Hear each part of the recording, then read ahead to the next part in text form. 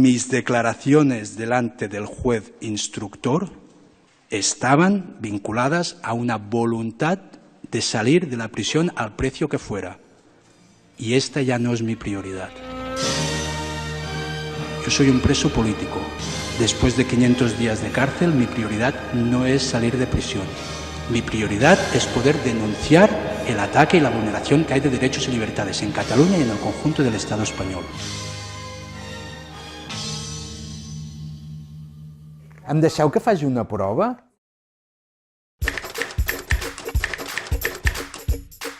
Estamos hablando de democracia, no estamos hablando de nada más que de ejercicio de derechos fundamentales.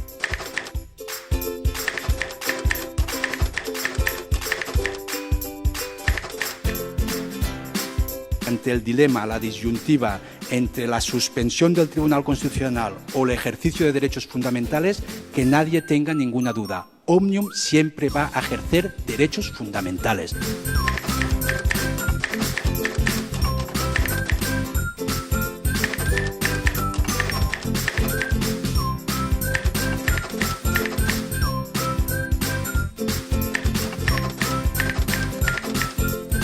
Que el Estado de Derecho no está por encima de la democracia, porque el franquismo también era un Estado de Derecho, lo que no era social y democrático.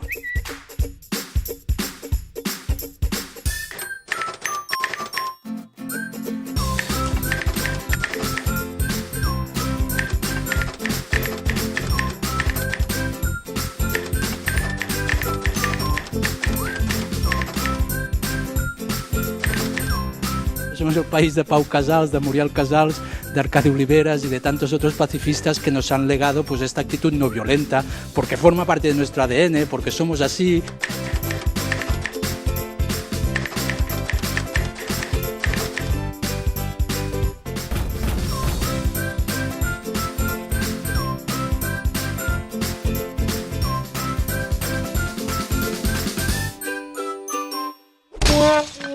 Yeah.